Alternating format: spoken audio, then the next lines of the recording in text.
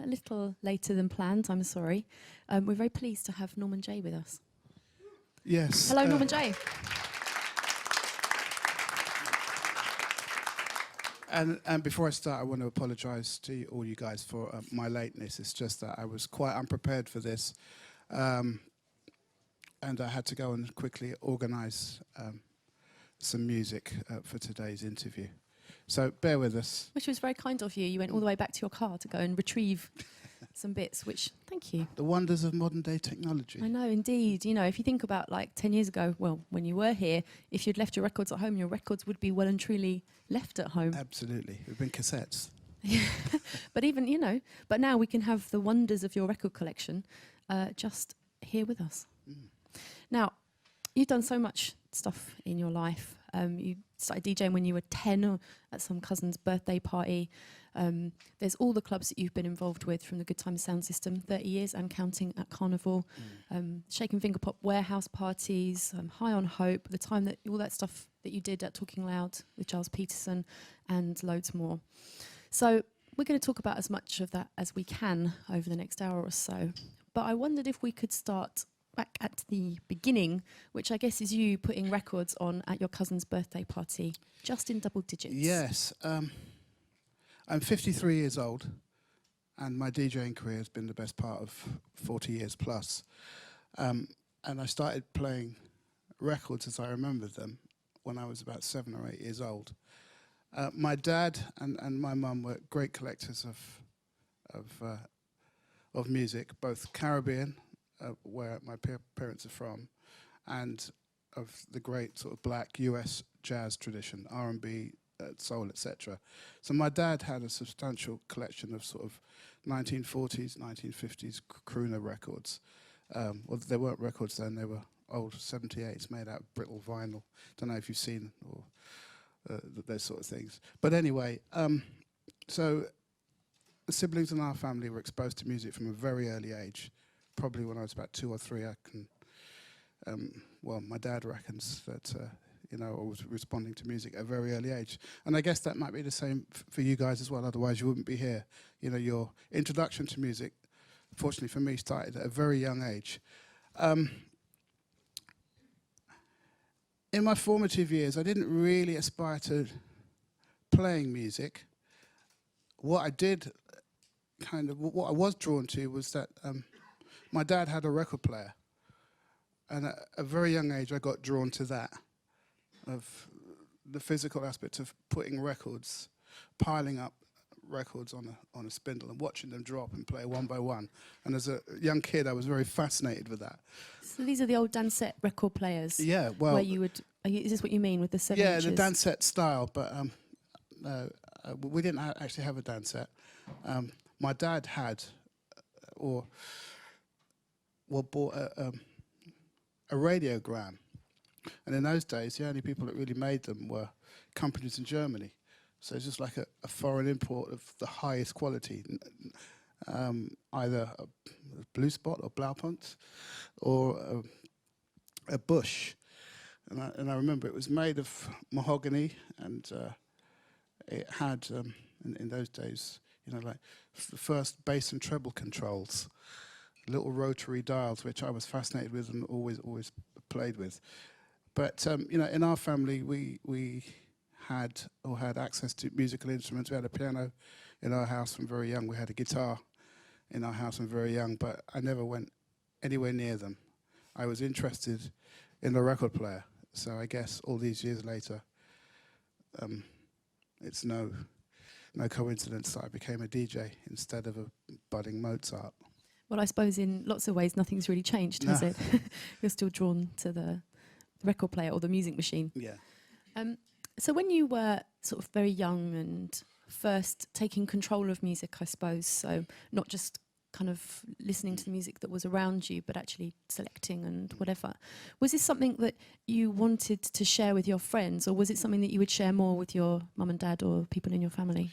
Well, when I was about 9 or 10, I was tasked with buying the family's records every Christmas, and every time we had like a family gathering, whether it was Easter or a wedding or a christening, and my dad would give me, £5 or £10, which is big money in those days, and I'd go to the local record shop, and it was left entirely up to me what I'd buy. And in the beginning, it turned out to be sort of 90% sort of ska, as it was then, and blue beat and reggae, with about 10% soul or US music. And as I got older, I realized that my true love was of US soul, jazz, R&B, and latterly all the other genres that would come out of America. But with my brother, Joey, his was similar. He didn't really aspire to playing any musical instrument, but he was fascinated with how the record player worked, which always frustrated me. I simply wanted to play records, but my brother would pull the cartridges out, pull the speakers out, pull out the amplifier, pull out bits of the amp, see how it worked, to put it all back together again. Invariably, when he put it back together again, it wouldn't work. Or sometimes it worked even better than it worked before. Mm-hmm. So he was kind of a self-taught, electronics expert. Mm-hmm. So, of course, your brother went on to run the Good Time sound system with you. That's right, and whilst you would bring, part of the selection, he was the sound man part of the setup, wasn't he? So I guess from our earliest years, our paths were defined. I was always the music man, and my brother was the sound engineer, which was, I guess, a marriage made in heaven. It's a lovely image, though, of you, aged 9 or 10, head just poking up over the record shop counter, listening to records. Was this unusual? Were you the only kind of child in the record shop? Yeah, I was in the beginning, but then as I got a bit older, into my early teens, then it was a regular thing. All kids were just as kids would, go out and buy their own PlayStation games today. When I was a kid, you went out and bought your records. Where did you shop, by the way? I shopped in a record shop called Webster's Records in Shepherd's Bush Market, for those of you who know West London. A very famous record emporium, actually, which was the first outlet for Trojan Records in the UK. Then there was a plethora of record shops that would pop up for a few months. And I guess because they didn't pay any rates or tax, they were soon shut down. But Palmer Records was run by a Mr. Palmer, who basically became, maybe he still is, the biggest importer or exporter of music from the Caribbean to this day. It would be really lovely if you could play us something from this kind of point in your life. So we have a sort I'd have to a find year zero. something. Yeah. You were talking when we were chatting earlier about some of the music that reminded you of kind of your dad's selection and some of the music which you first connected with somehow. And I guess we'll be talking a lot about the way that you or we or any of us connect with music emotionally. Do you have something in mind? Well, I guess, music for most of us is basically the soundtrack of your life, isn't it? I don't have very vivid memories of things that I did or things that are a part of or things that I saw. But I guess like you guys, there's always a record which acts as a trigger mechanism. And there's a soundtrack to your life. And at every stage of your life that you go through, happy, sad, melancholy, when you get married or when you get divorced or there's a death in the family, there's always a track which triggers that. And my life, thankfully, has been blessed with thousands of tracks over the years.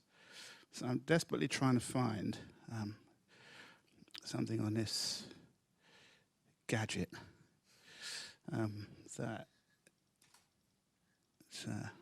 You say that slightly disparagingly. Do you No, not I mean, embrace... ironically, not. It's only because I'm not on top of the whole gadget thing. I've never really been a gadget freak. I actually owned an iPod 2 years before I opened the box. So let's have a look. There's all manner of music. God, this is the most valuable iPod in the world. And then one day it might go for auction. Well, you carry on asking me the questions. I need to quickly go through I'm trying to think. But we're notorious, us guys. You know, we can't multitask. You do it much quicker than I can. I can only focus on one thing at a time. But you carry on, and I'll. Okay, you look. Right. I'll ask questions. Yeah. Okay. Okay. So generally, when you're thinking about, we won't stay too long in your childhood because Sure. there's so much else to talk about. But which kind of artists were the sound of you as a boy? Many. Some long since forgotten. But thanks to the wonders of the internet, a new generation at discovering. I guess Prince Buster, loads of kind of Jamaican artists whose music escapes me, but my first love and real true love of black music sort of stemmed from Motown in the 60s. I was a big fan of the whole sort of Motown machine, largely because when I was a kid, you know, in England, you just didn't see black performers on television, let alone and magazines. I mean, you guys really don't know how fortunate you are. I'm old enough to remember when no black artists were featured on television, no black artists appeared in music magazines, and the only way you had access to those artists were via records, which in the beginning you couldn't even read about. So you had to go to the record shop physically and listen and read, I guess, dedicated sort of fanzine magazines which were around at the time, which gave you information and an insight to, you know, what music was coming out. I mean, those were different times, different socio-political times.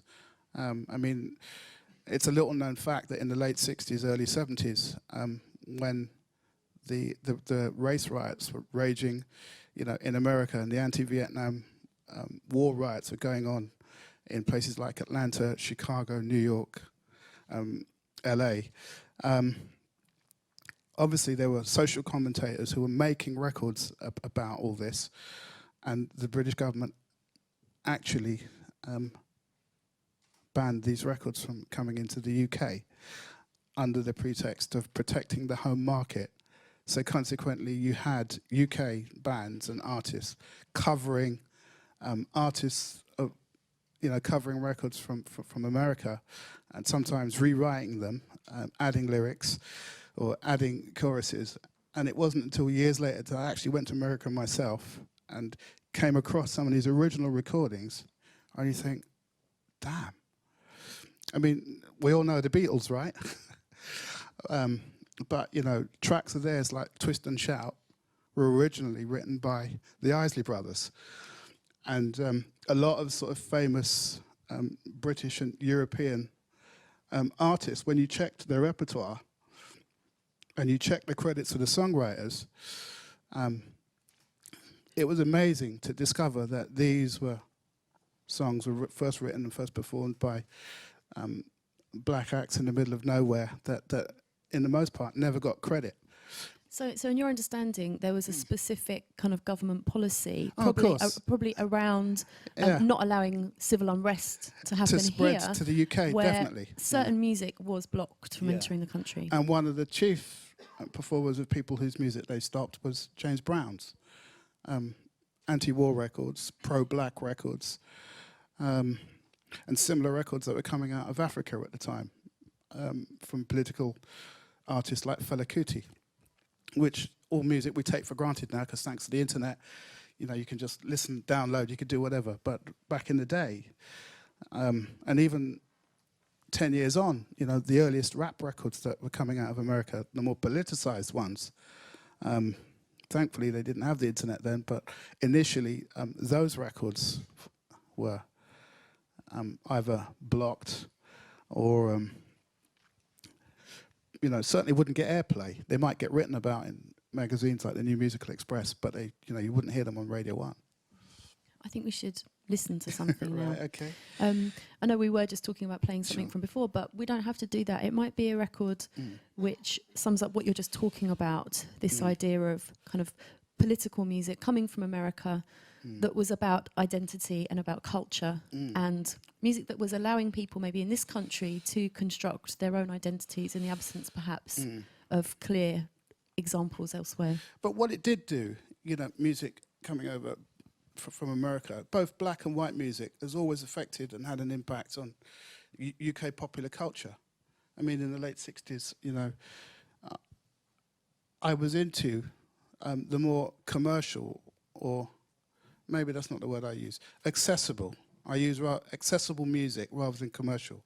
There were accessible tracks which, you know, I heard on the radio because I was a radio fiend. You know, I got my first transistor when I was 11 and just used to listen out of one single earpiece to any station that played any black music or certain rock records, which, you know, were like the soundtrack to my life.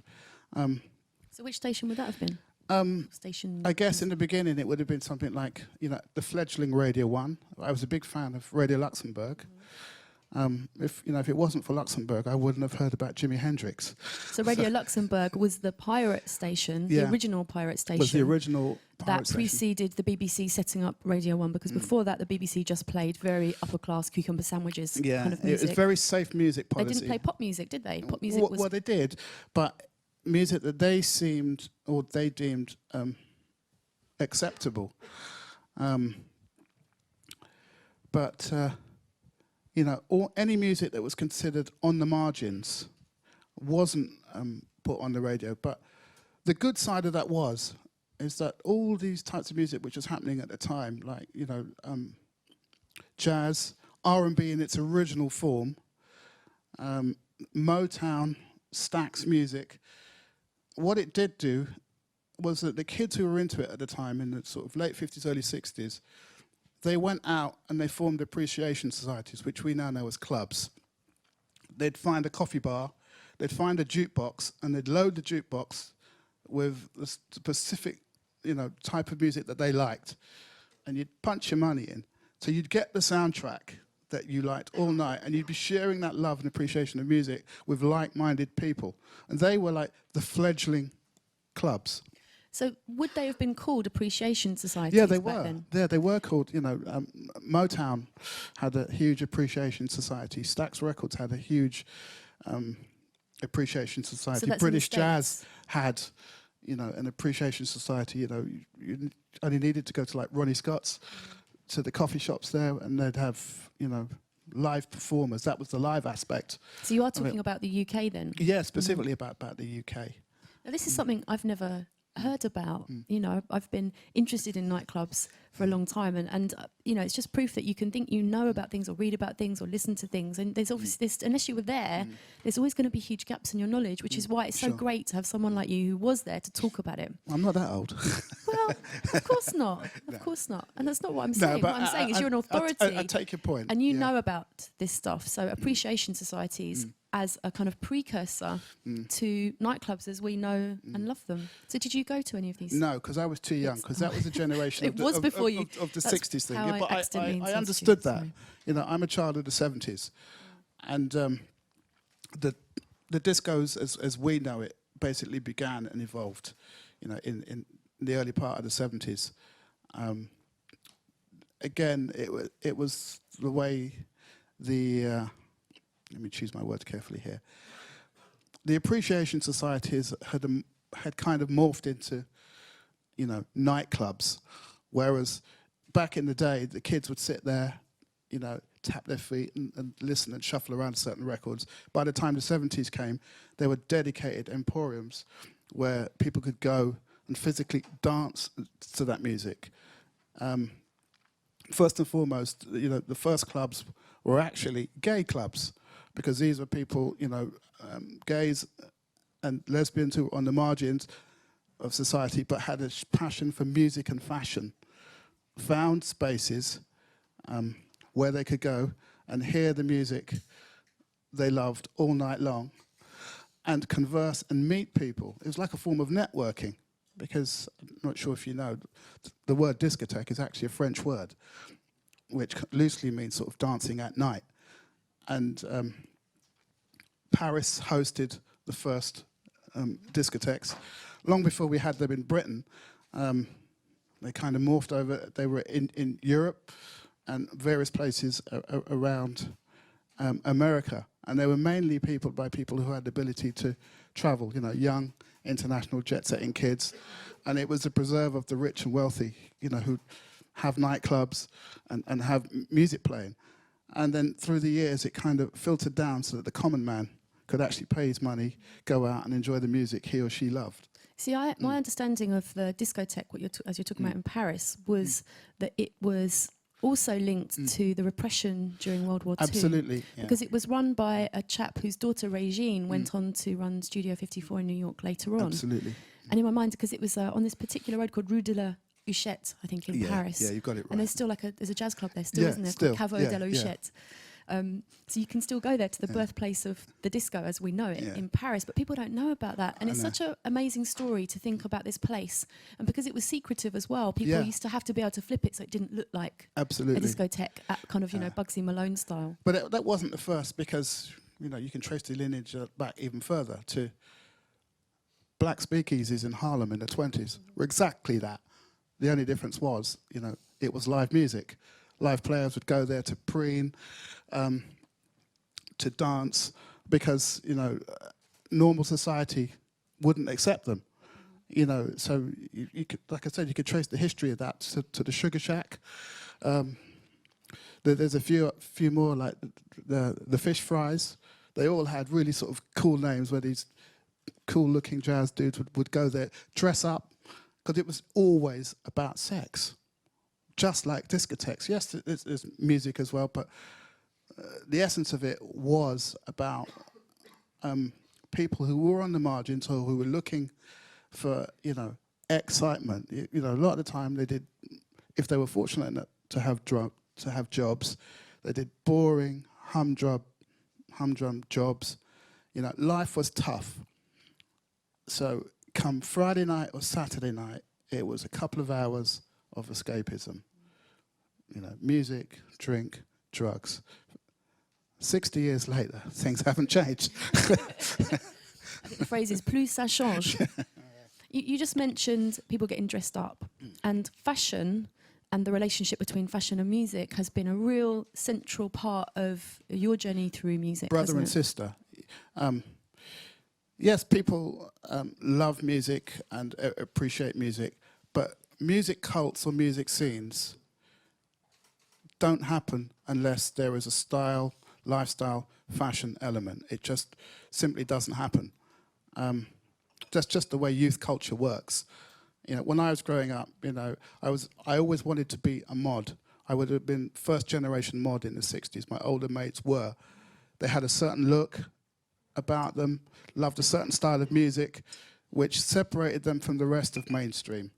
They rode scooters, they liked black R&B, they liked jazz. There was a coolness to the way they lived and looked. And when you flipped the coin, you had other kids, who were into rock, the bikers.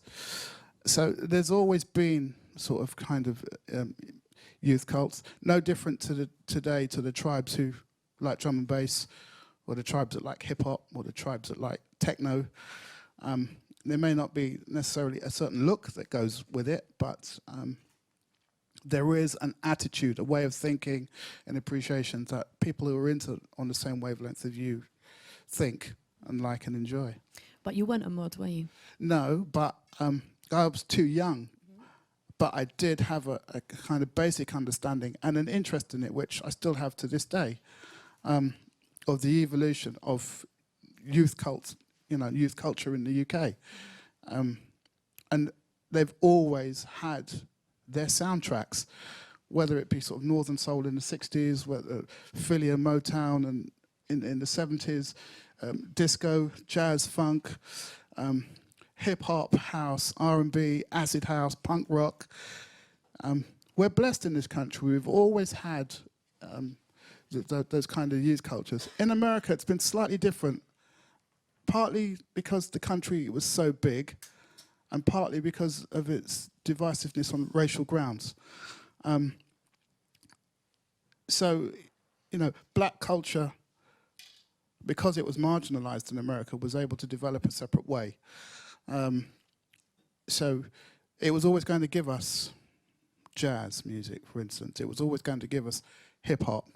It was always going to give us soul or disco. But what it was never going to give us was jungle or punk rock. The great thing about, the way the English approach and use music and subvert lifestyle is that we're not scared to experiment. This is a trait of sort of being born in Britain and being involved in music business that I really love about us. We're not scared to experiment and fuck things up. 99% of the time it'll end up crap, but the 1% that we get right basically moves the whole game on a quantum leap, and thanks to the powers of the internet, we're able to sell that around the world.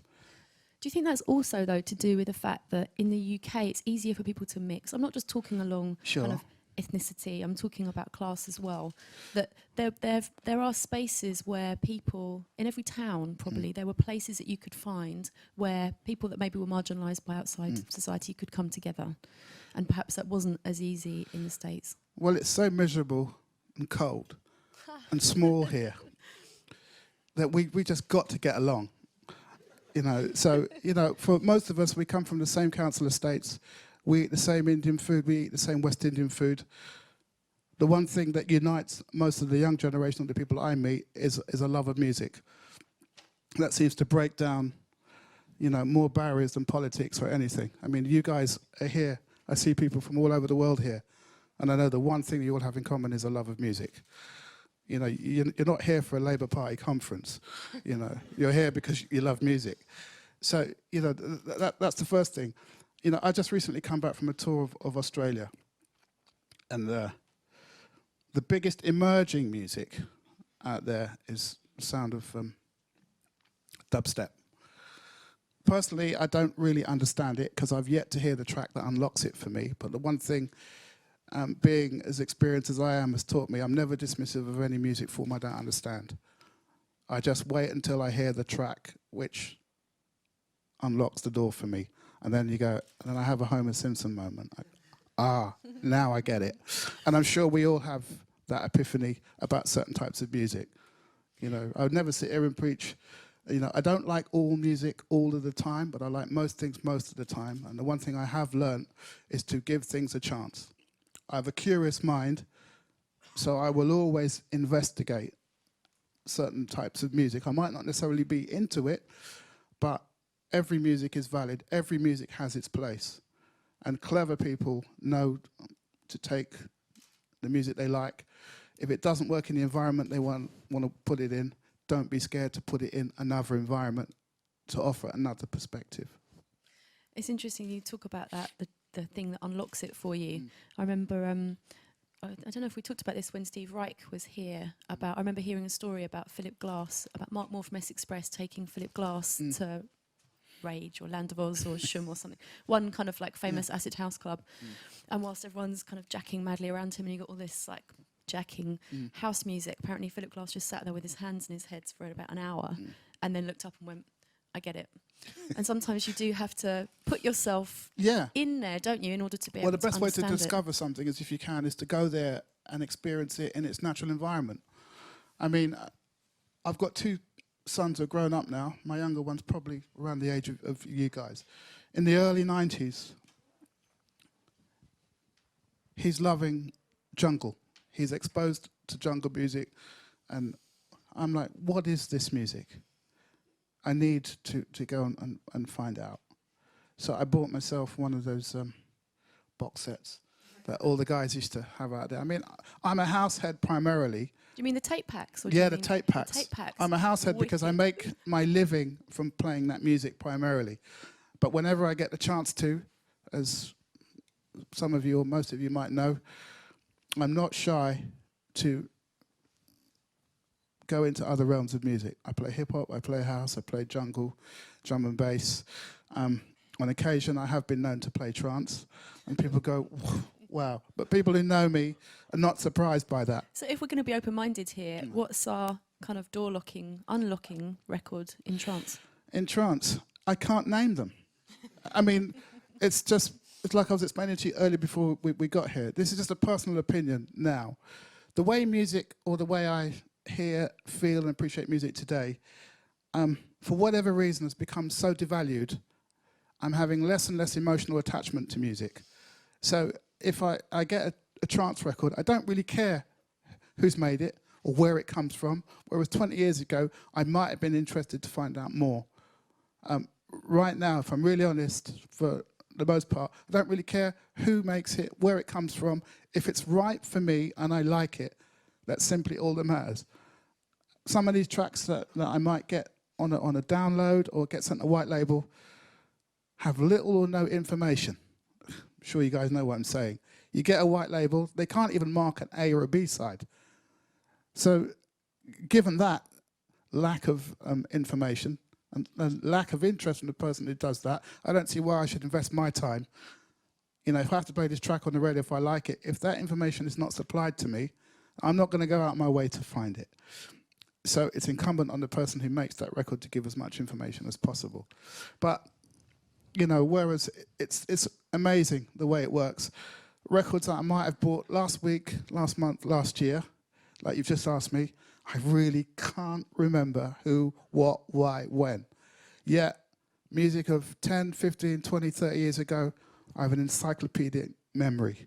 I don't know why that is. It's just the way it I mean, is. maybe there's only so much space in the old cranium hard drive. No, it's about emotional relationship to the music. I mean, I always used to say, and this is no disrespect to anyone in the house, nobody remembers an instrumental. People remember a vocal, whether it's a snatch, a song, a hook, which is why those records will continue to sell, continue to dominate, and which is why largely the instrumental genres will always be marginalized for the heads. It serves a purpose, but you're never going to sell 1 million records or 1 million downloads on an instrumental. I would say I 98% agree with you, but I've got the sound of Richie Rich Salsa House in my head right now. Of course. The only thing that's good for Richie and Salsa House is that he's still getting his royalty checks. You've mentioned Salsa House, but how many people here could sing it or hum it? There's no you can reference check it out point. afterwards. Yeah, if you but want they to. can now because it's a click and a download and you can hear it.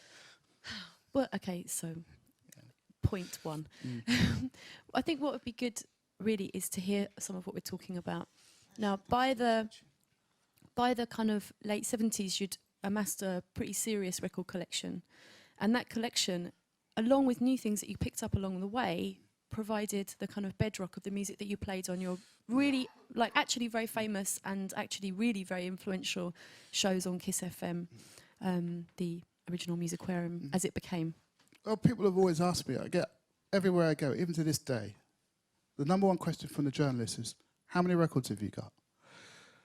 I don't know how many records I've got. I don't really care how many records I've got, because that's not relevant to me. I've always said the only way to have old records is to buy them new. I've always bought new tunes and always been interested in new music, which eventually becomes yesterday's history, yesterday's rare groove. Absolutely, but the music which you bought as new and the music which you dug as you were kind of investigating it backwards, forwards, sideways, in all those directions that you do when you're really heavily into music, did have a really major role in your radio shows and in the events that you did as well, the Shake and Finger Pop warehouse parties. Maybe this would be a nice time to listen to something. The radio was great because the radio provided me. For those of you who don't know, I was one of the founder members of Kiss FM in London. You know, it's a commercial station now, which is like a sort of parody of Radio 1.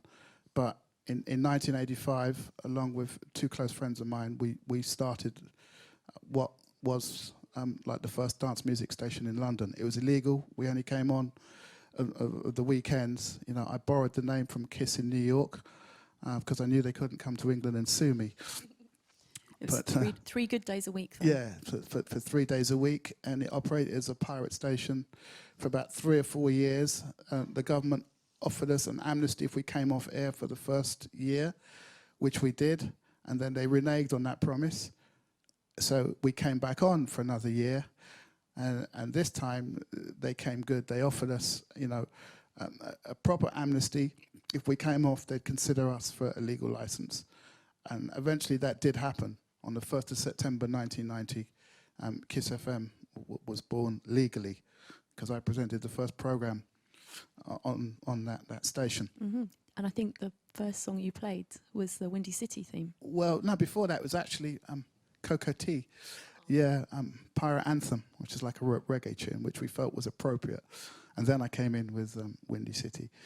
But yeah, you know, the radio offered me the platform to play stuff that I really loved. Basically, my raison d'etre for being on the radio was to get across the history of black music as I understood it and as I lived it and interpreted it, you know, in the UK. That had never been done before, not on Radio 1, not on any program. And obviously we had no way of quantifying, you know, who was listening, how many people were listening, how long they were listening. But it soon became apparent to me after about 12 months of doing this program, which I called the original Rare Groove Show. And luckily I had the foresight then to call it the original Rare Groove Show, because I knew sooner or later it would spawn loads of imitators. Because you coined the phrase rare groove, didn't you? Yeah, because I was the one that coined the phrase rare groove after the show. And I had no idea that this show was becoming as influential as it became, because the first generation of UK hip-hop makers were a large number of them who I got to know in subsequent years, originally were listening to my shows, and they were actually educating me as well, because I was playing a lot of these sort of funky, jazzy, rare groove style records, which in essence were like proto-hip-hop records.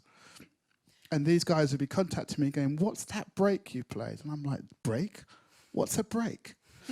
So those kids taught me about breaks, and I realized I had a shed full of those records that they could sample breaks from. While you're, if you wouldn't mind selecting something, there is a kind of a I'm tune becoming from... a talking head here. No, that's fine, that's fine. But you look, and I'll ask you something else. But you have to, Right, we have to let's press try this. play before you All right, let's try answer this anything out. else. It's playing now. What is it? This is Eddie Harris, It's All Right Now.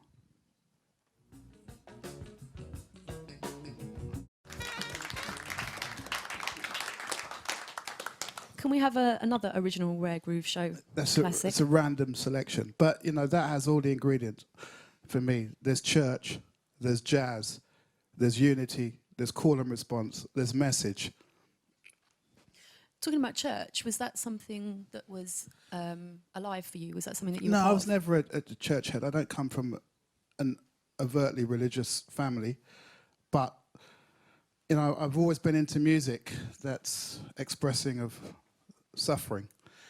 And for me, the best emotional music is music that's made out of sort of hard times, whether it's music from this era or whether it's some kid in a tower block in Tottenham who's, you know, who's got no job, no future, and he's there in his computer making his beats. And when you hear that music, you can feel all of that. That to me is emotional music, whether it's sort of modern electronic or this old school funky jazz. I mean, there were lots of records that you played on your shows that I used to get tapes of people who'd taped them, and there were things like the New York Community Gospel Choir, Leave a Light in My Window, or Asher Putley, or loads of things that you played, which became songs that soundtracked my growing up, and not, you know, obviously not just me, lots and lots of people. They were talking to you, man. They were. The records were talking to you. You know, the Dizzy Gillespie Unicorns that you played. I remember, again, this was like not something I heard at the time, but someone had taped it. You know, after Dizzy died, you did a tribute show to him and opened it with that. There was you always got a sense with you on the radio that there was a massive emotional connection to everything that you were playing, and you conveyed that really strongly. I remember reading someone saying that the whole thing about your show was about sharing and about wanting to communicate the things that you obviously felt very strongly. Yeah, I was never into the whole... It's a uniquely British thing. And one of the reasons why I'm kind of glad that the whole sort of internet download culture has evolved, it means that everyone's on a level playing field. I mean, I work from the simplistic thing that music is for sharing. You know, I come from a generation of kids... You know, Britain is a unique place. They kind of appoint them. They're like the self-appointed guardians of Black American music and sort of Black UK music as well, which is a good thing, because the mindset in America is completely different. They don't deal in old stuff. They're only dealing in what's going to be big tomorrow. If ever you guys meet with any American music moguls, that message is impressed upon you straight away. You're left in no doubt. If your music sells, they're your best buddies. Any specifics you'd like to interject there? Well, I don't know. Well, back in the day when I was a senior A&R man at Talkin Loud with Giles, one day my head of A&R came into my office and went, "Norman J, you're going to New York next week. You're going to meet Rick Rubin. You'll get on all right with the brothers." He didn't mean that in a patronising way, but just that sentence. You know, they were never going to send anyone else from the record company to go in the heart of the ghetto, you know, in South Bronx, at that time when it was the most dangerous place in the world, you know, go into the heart of the ghetto and meet with Rick Rubin, who was then head of, is it Def Jam Records? Can't remember. One of the big emerging hip-hop records at that time. So a week later, I go there, you know, cool little black boy from Notting Hill in London, goes all the way to Brooklyn, have to meet with this guy. This is a record label that's, at this time, is ruling the world with hip-hop. Basically like the precursor to Bad Boy Records or Sean Puffy Combs' label. But anyway, Def Jam was the label, the hip-hop label in the world. And their offices were some ramshackle little place in the back end of Bronx somewhere. And I go down and meet this guy. And within 10 minutes, I'm left in no doubt that they're not interested in our Talkin Loud records unless these records, A, get on the radio, and B, are going to sell millions. If they're not going to meet those two criteria, then this meeting is effectively over. So I was never going to be able to sell, you know, our Galliano records or any other of our records there. But I learned a valuable lesson there and realized that there was a cultural difference in the way they perceived and operated and sold music in America, which is the reason why America does not have and not likely to have a defined dance music culture. Whereas the flip side of that coin is that they will produce artists like Beyonce, they will produce big artists like Jay-Z, who will sell millions and billions of records because A, there are a million different radio stations, FM and AM stations there, and basically records in America are hits because they are playlisted on these radio stations. The internet has impacted a little on that, but primarily if your record is not being played on some college campus radio in Arkansas, basically it's not going to happen for you. So. And that, in your opinion, is why there's no mainstream dance music culture there? Because obviously the mainstream is the hip hop, is the R&B, is the country and western, is the rock. But what I meant is, you know, America still sells artists. So if you are, you know, an aspiring artist, basically it's the world's biggest marketplace for Western music. So if you're going to make it as a singer or performer, you need to make it in America. They don't have a dance culture. In the UK or in Britain, we have a massive dance culture which goes back 50 or 60 years. So even if your records are never likely to sell millions, they will be filling clubs up and down the country on a Saturday night. Now, you just talked about, you know, this trip to the Bronx, but you had a connection with the Bronx anyway, didn't you? Because you had an uncle who had a sound system. Yeah. Or a, what was it, like the Wax Roadshow or something? Yeah, Dr. Wax Roadshow. It's Dr. fine. Wax. You know, in the 70s, you know, we were very young, my brother and I, and we were building Good Times sound system. And unbeknown to us, my uncle, you know, who moved to New York some years before, was running and operating the largest sound system, Caribbean sound system in New York at that time. A sound system called Dr. Wax Roadshow, which was the largest Calypso sound station, and basically used to do all the big Afro-Caribbean functions in all the 5 boroughs. So when I first went there, you know, I was exposed to this, and I'm like, wow. And that enabled me to actually DJ at a block party in 1979, 2 or 3 years before the whole hip-hop thing had started. And looking back, I realised I was very fortunate to be in the right place at the right time. Could I just pause you there and ask you to explain what a block party is and practically how it would work? Well, how the block parties work there was that, especially in the black and Hispanic communities, who were basically the working class people in the boroughs, they couldn't afford to, or were never encouraged to go, and goodness knows they wouldn't want to go partying across the bridge in Manhattan as you knew it, which at that time housed Studio 54 in Midtown and housed, I can't remember, is it Heebie-Jeebies, down near the Bowery, which basically was the birthplace of punk. So for whatever reasons, the kids were excluded. They were never encouraged to come into to Manhattan itself. But what they did do was provide or improvise and make their own entertainment. And thank goodness they did. Otherwise, we wouldn't have hip-hop today. We wouldn't have electro today. So these kids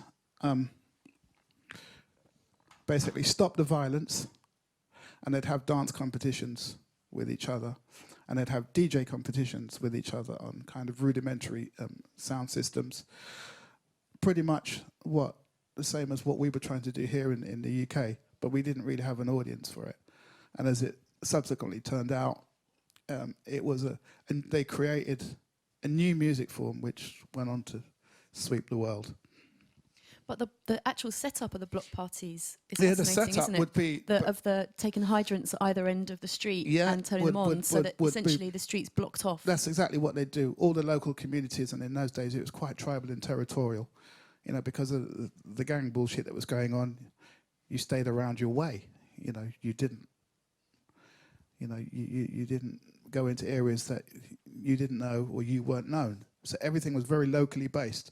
So on Labor Day, I can't remember exactly when that day is. It's either August or September, or any sort of public holiday. The New York councils or whoever would grant you a license to hold a street party, where you'd block off either ends of the street. All the people who lived on that street, it was a sort of very tight community, would put out tables and picnics and barbecue and contribute to food. And whoever had a couple of turntables or an amp or a mixer would provide the sound system. And my uncle used to put out a massive sound system outside my aunt's house and plug the sound system into the street lamp for free power. Something which I copied later on, but I'd never do again. And they'd run the whole sound system during the day when it was the safest thing to do. And what I learned, that was the first time I saw twin deck and 3-deck mixing and segueing. They never used turntables as we know them now. They used these huge platters called torrens. I can't remember who made them, but they were huge, heavy, and it was a real skill in itself to be able to segue these tunes to cut and scratch records. And it was the first time I saw, actually it was my younger cousin, who introduced me to cutting and scratching. And this was in 1979, where they'd take 245s and physically glue them onto old LPs so that they could get the traction to scratch and cut back records. And that was the first time I'd ever seen a crossfade mixer as well, where they would, sort of do this and play the tune, the best part of the tune, and then 4 bars behind or half a beat behind, back again. So you had this extension of the best part of the record. So and the crowds would really rock to this. And then, some guy who was normally the street clown or poet on the mic, improvise, freestyle. And then I'd watch kids make sounds like I'd never heard or seen anybody do before. And, I'm watching the birth of hip-hop here. Absolutely amazing. And when I got back, I couldn't describe to anybody what I'd seen because they just had no handle on what was going on. until certain records came out. And I was trying to explain to people that these records weren't made in the traditional way. You know, these records were made up of 4 or 5 records, as what we know as sampling. They're taking the best bits of this, splicing it onto tape. I mean, now you've got computers and sequencers and drum machines that can do that for you. But to watch people actually do that physically live, it's an art form in itself. So I'm sorry for interrupting That's you right. there. But what I was intrigued to know was what were the 45s that were being glued on to the albums that The your cousin was 45s playing? were James Brown records. And at the time, Chic, you all know the group Chic, right, with Good Times. When I was there in 79, that was the #1 record all over the radio. But, you know, adventurous kids got bored of hearing Chic singing Good Times all the time because it's a great hook. So what they did, they chopped up the Good Times and kids would come and freestyle their own lyrics. And they'd have sort of DJ battles, you know, with just the strength of word. And that's when it dawned on me, you know, I was never a poet, never really understood poetry, but these kids were basically sort of self-taught street poets. Absolutely amazing. You know, another sort of art form, another avenue for expression. So what did you take back to the UK with you from that sort of New York trip in the early 70s? I mean, I know that also while you were in America, maybe this time, maybe another time, you kind of went down to the Paradise Garage and heard how Larry Levan was playing records, and that had a big impact on the way that you decided to play, or more specifically, it's the true. sounds that you decided to play on, how you realised that sound systems could make such a big difference to the way a record sounded. So what did you take back to the UK and what did you do next? Well, to be honest, when I came back, I was suffering information and excitement overload. You know, I just took me ages to make sense of what I'd been experiencing, because I was very fortunate. During those times, I used to go to spend my summers in America because I had family there. So I'd spend 6 months, well, about 4 months every summer, you know, in New York. So, you know, I had first-hand view of all the new and evolving music styles of what was happening. So you're going there every year from the late 70s onwards? Yeah, absolutely, yeah. And during the mid-'80s, I went to all the clubs there purely because I was a serial clubber, you know, in the UK. I went everywhere. You know, I was a geek, I guess. I was a clubbing geek. You know, fanatically bought music there because music was really cheap. And the one thing I quickly learned in America was that music there was so cheap in relation to how expensive music was in the UK because of the dollar against the pound. When I first went there, you know what the exchange rate was? $2.66 to the pound. No, it's almost like, you know, $1.20 to the pound now. But when I went there, it was amazing. So I was like a dollar millionaire. So of course I'm like a kid in a sweet shop. Every record shop, I'm loading up trolleys.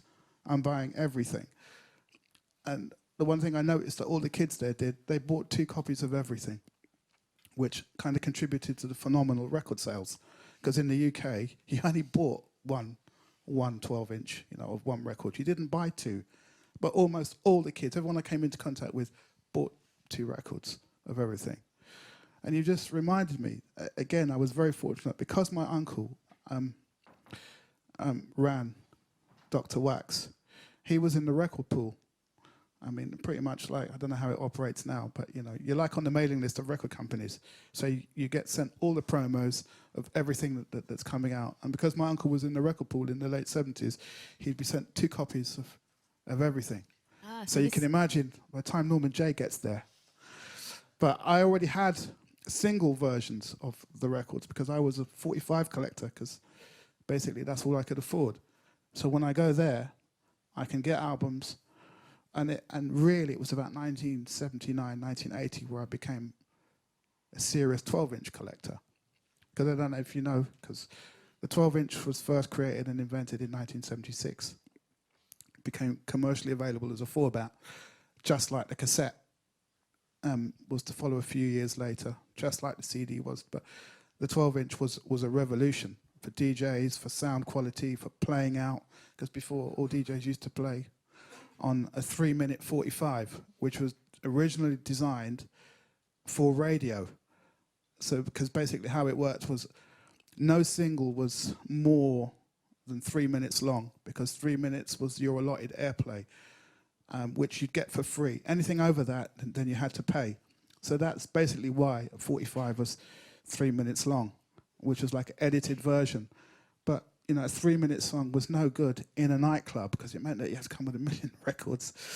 And sometimes some records were so good, the 12-inch allowed the producer or the remixer to reinterpret, to expand, you know, in 7 or 8 minutes of unbelievable music, which wasn't necessarily designed to be listened to at home. It was designed to be danced to at night. There's no better feeling, sure you guys all know what I'm saying, when you go out and a record or a music or a sound is touching you. It's an ecstatic feeling. So during the course of a night, when you're hearing records that you may have been familiar with, you know, through the radio edit, and then you go out that night or that weekend and you hear a completely full-blown version of how the music was intended to be made. It's another experience altogether. Now, this record pool, though, that your uncle was in, must have been the same record pool that some of the disco DJs were on. All the top US DJs were in. Same one as Larry Levan, same as everybody. Okay, so can you tell us some of the records that you picked up through this connection and perhaps play us some? Well, in one fell swoop, when I got there, I got the entire back catalogue of Soul records. Loads of all the major label stuff who were putting out 12s, which are basically lost leaders. Quite a lot of them were not commercially available, but the sound quality on these were so much better. All the major labels at the time, like CBS, Atlantic Records, but it's mainly the independent companies, you know, who led the way with putting out sort of forward-thinking and progressive music on the 12-inch format. And it began to sort of take over because, you know, you'd hear selected tracks on an album, which you'd really like, and then the DJ feedback would be, well, you need to pick up side 3 of this Chick album. You know, we're all on it, we love it, but we can't play it because it's a album cut. So then a producer would go back in, you know, reproduce the record, or we'd give it to, you know, the DJ on the day. But in those days, it was quite political because, you know, the DJs would be paid by record companies to go in and, you know, and kind of hype records or play them on the radio for money. This is a payola scandal. A payola scandal, yeah. In the UK, that meant nothing to us because we played it purely out of a love. You know, when we started a pirate station, we never did it for money. We ran serious risks of losing all our equipment. We ran serious risks of losing your entire record collection. But we still did it. So can you select us something that kind of came back to the UK through you from this period? And then it would be really nice to ask you a bit more about those early days of Kiss. Yeah, I think I can.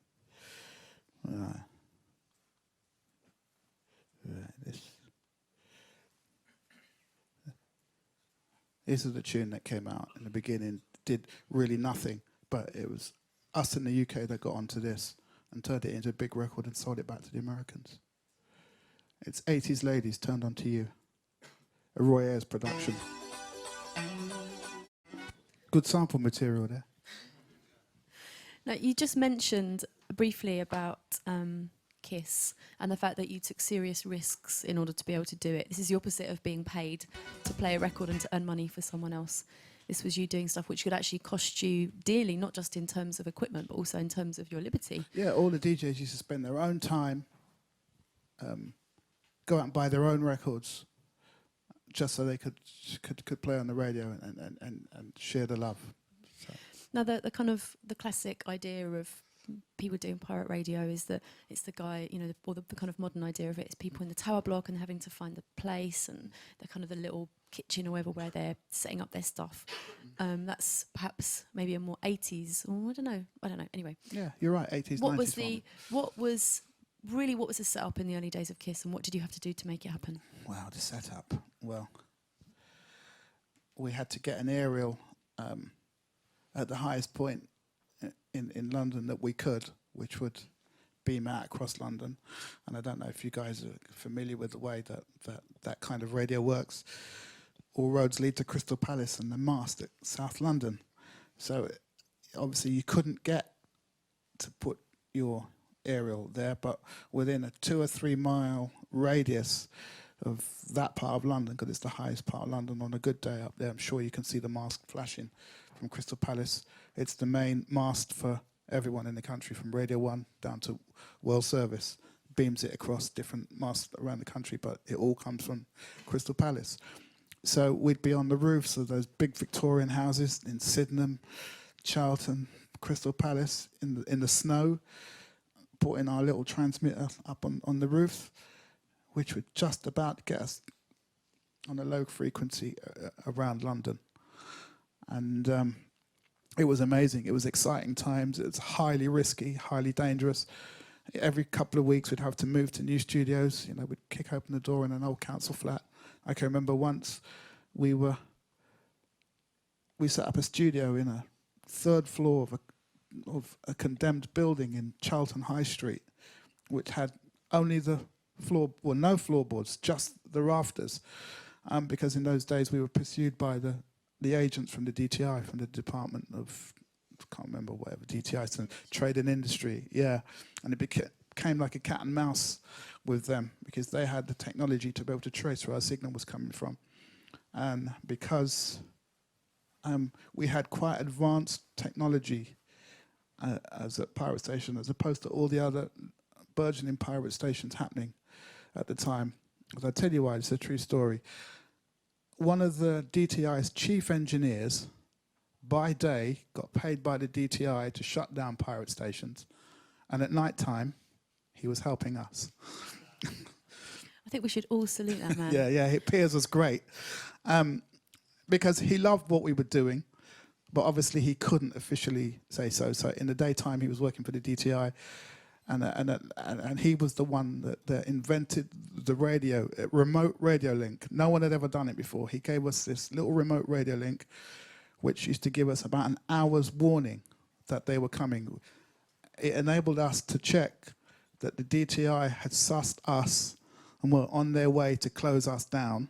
So it gave us enough time to shut down the link at our end, which would give us about an hour's getaway time before they physically got near the building.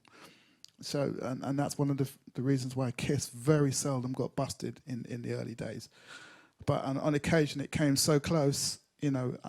There was one time I was doing a show on a Tuesday night, looking down 3 floors, because there was no floorboards. And I saw them coming in, 3 floors down, but they couldn't get up because there was no stairs, because we took the last bit of the staircase away, and we had to escape through a party wall into someone else's flat.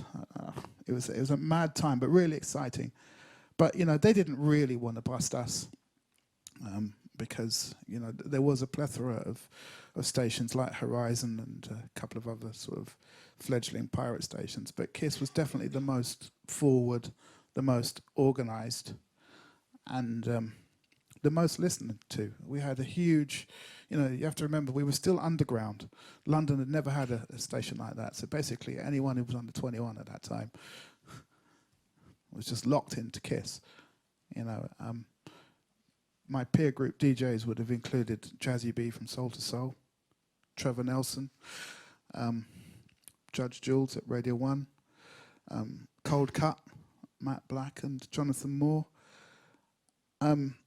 And that they were like me, all sort of young, fledgling, had something to say, and we needed a platform. And we were all driven by, you know, a common love of music and what we were doing.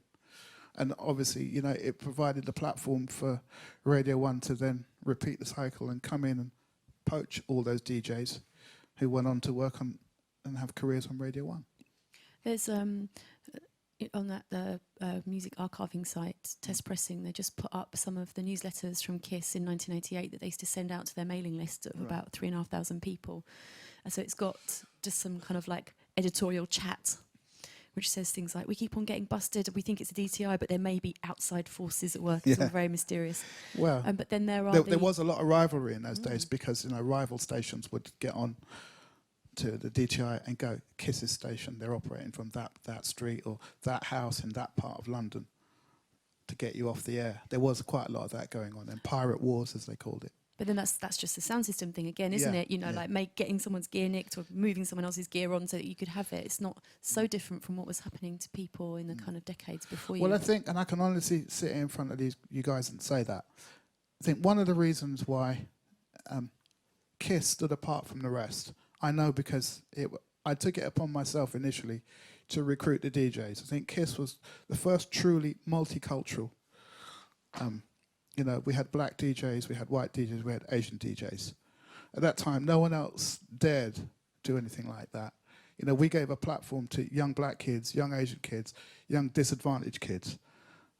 Normally, the radio stations that went before were normally the privilege of sort of middle-class college kids who had the money and the wherewithal to set it up. You know, we were truly, and I hate the word, we were urban. We were real. You know, we had rich kids from middle-class families at Hampstead, you know, doing shows next to kids that were come out of the estates at Peckham. But, you know, the one common bond was the music. Were you influenced by Dread Lepke and the Dread Broadcasting Corporation? The DBC, sort of, but I just felt, you know, I used the DBC was a Ladbroke Grove sort of Carnival-based station that used to come on air round about the time when Carnival was on. They'd be given a temporary license to broadcast sort of reggae and dub and ska over a 2-3 day period, and they had a huge sort of cult following. And then after a while, they used to come on stream without the license, which a lot of us did, because you know the licensing was obviously sort of too restrictive. But you know, by breaking the law and breaking the licensing requirements, meant it would prejudice you down the line, if and when you wanted to make an application to become legal, which is obviously what everybody still wants. But can I just say at this stage, that is another major plus of making music or being part of the musical clubbing fraternity in the UK. For whatever reason, the UK is still the only place in the world where you can come on and start a radio station illegally and broadcast music, not necessarily get on a political tip, but it's still the only free country in the world where you can do that. In Australia and in China there's a mandatory death sentence if you're caught broadcasting illegally. In Australia, there's a mandatory life prison sentence. America, well, boy, you don't even want to play with the people over there when it comes to broadcasting illegally. Just most countries in the world just do not have a major zero tolerance about broadcasting. I don't know if you watch any old films or anything, but normally when there's a political coup in the country, what's the first place they always take? The radio station or the television station, because it's, you know, it's access to millions of people. So governments around the world are really, really stringent on that. And I'm just glad in the UK they're pretty much lax on that. I mean, you can turn on your radio now. There's any amount of pirate stations that's going on in London, playing whatever music you want, A to Z of music. There's some proper yardy nonsense going on out there. There's some Asian things going on out there, providing, you know, you don't get overtly political on the radio. You know, the British authorities kind of let it go, but in most countries around the world, absolutely under no circumstances do they tolerate that. And the plus of that is that we're still able to continue having illegal or pirate stations on the FM band, means that we still have a platform for guys like you, young, aspiring music makers, because in the first instance, it's the first place your music gets heard. Okay, now we've got internet radio, but, you know, for me, the jury's out of internet radio, because you still physically need to have a computer to listen to it. Whereas AM, FM, it's in 12 million cars. It's in every factory workplace. So until, you know, the internet radio is something portable you can put on your phone or in your car, then it's a pointless exercise.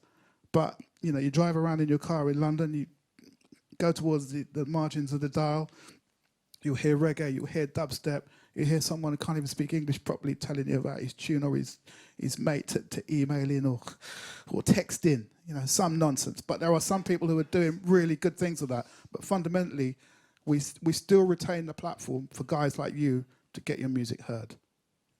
Now, there's another station right now who's in a very similar position as KISS was before it went legal.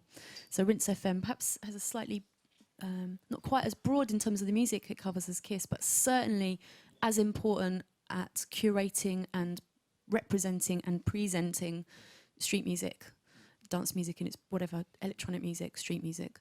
And they're at a point where they're applying for a license. So they're going through that whole process. What advice would you, what in terms of what you know about that transition, what would be your advice if you were speaking to those people? Well, in terms of maintaining what is good about a pirate in a legal format. Well, let me just tell you for the first instance, it's nothing to do with music. It's about access to people. It's a commercial medium. Nothing to do with music. I learnt that the day after KISS got its license. It's got nothing to do with music. With radio stations in this country, all you really are is unpaid servants of the government. All you are doing is building, a radio station which will eventually get sucked up by the big players. That's how it runs. Instead of some huge publishing company in this country spending the money, grassroots, which would mean sort of paying kids in their bedrooms to come and run radio stations, they're never doing that. All you're doing is building another part of their portfolio, which they 5 or 10 years down the line, once you've proved it's successful, they come in with a hostile bid, which you're never going to be able to refuse. I know from personal experience. And then it's about controlling access to people. If it's not government who'll do it, it's some private enterprise who works with the government. Because one thing, again, it's another view I hold. As much as things are free, they are not free. There is always a cost somewhere which someone pays. No such thing as free, especially when it comes to access to media. Because if that was the case, we'd be starting our television stations. And once the television station or radio station is perceived as being a threat, to the national interest, it either comes off or it gets bought and controlled straight away. So I think it's something that those guys need to bear in mind. They're young, idealistic. Let's start a radio station. All you're doing is the legwork for the companies that shall remain nameless to come in and take it over. You just mentioned something about national security. As soon as you start breaking or endangering national security, they'll come down on you. What do you mean by that exactly? Or even if there's a perceived threat. Okay, that's it's what uncontrolled. You said, sorry. It's uncontrolled. It's a perceived threat. What is threatening about a music radio station? Well, there's nothing intrinsically threatening in the music thing itself. But if someone comes on there spouting a political view or a religious view, it's very easy to just turn the music down and go, hey, what? Talk some language. Someone only has to hear that and report it, and then you set the chain in motion. So do you believe that it's not possible on mainstream radio to hold a strong opinion about anything? Well, it's not. For the same reason why Six Music is just going, for the same reason why the Asian Network's going. And I wanted to ask you about it's that. What do you about think control. About those? You can't be allowed, and I guess that goes for most things in this country. If you're small and non-threatening, you're tolerated. If you grow too big, time to be pulled down, time to be controlled, time to be moderated. That's just the way, you guys know what I'm saying. And that works in the whole Western world like that. And I suppose that's why a lot of the things that you've done have been niche, big enough to affect lots, hundreds and hundreds or thousands of people. I flirt with the mainstream, but I'm not mainstream. Not big enough to be affecting millions of people directly. So maybe hundreds or thousands of people. Well, that's why they're trying to control the internet, because for the first time, what we're doing here now, this could go on the internet, someone could put this up on the internet in an hour. And if there's potentially millions of people could go and tune into what we're doing here, right now, with no government control, breaking down all barriers. Absolutely. But in terms of the things that you've done, you know, the warehouse parties, the club, High on Hope, those things, and the regular spot at Carnival, do you think that part of the reason why it's been valuable or powerful is because it was aimed at the hundreds and thousands Well, of I people tell you rather why. than the millions Because of people? I did it before the information age. That's why I'm so grateful. I got away with murder before the information age, before the internet, before CCTV.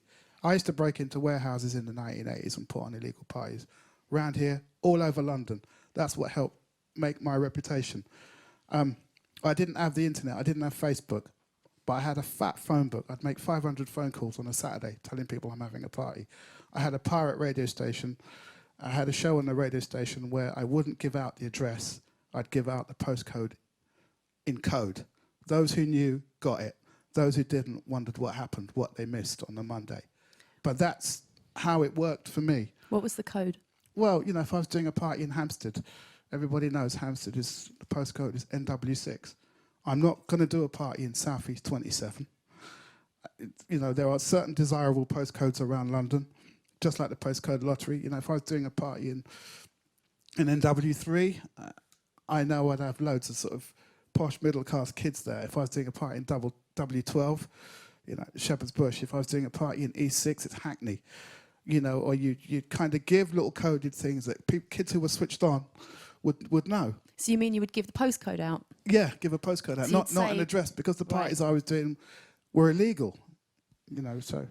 Now we know how people found raves in the late 80s Exactly because the same way. they had to go to a phone box and ring Absolutely. someone. Yeah. So the shake and finger pop parties, was that because in my mind that's kind of slightly before? Yeah, it was just I before know that. it was just before, but Yeah. I don't know how it worked. Yeah, Was well, it the like I same said, thing? I had a fat phone book.